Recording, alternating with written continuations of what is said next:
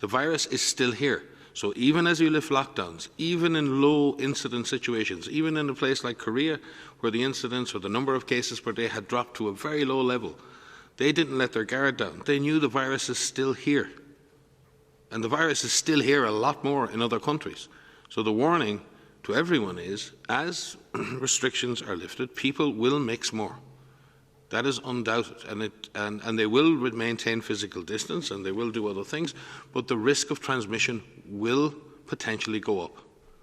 The question is, can we reach a point where we have strong public health measures in place, where we can investigate clusters of cases and suppress those clusters without going back to the intense transmission patterns of before?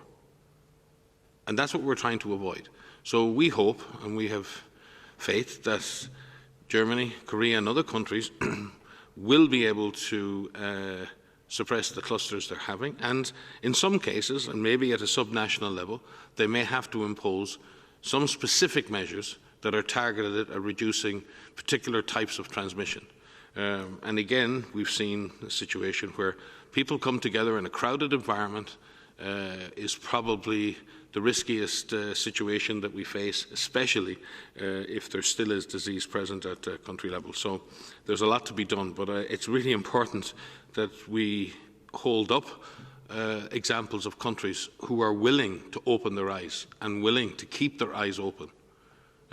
Shutting your eyes and trying to drive through this blind is about as silly an equation as I've seen.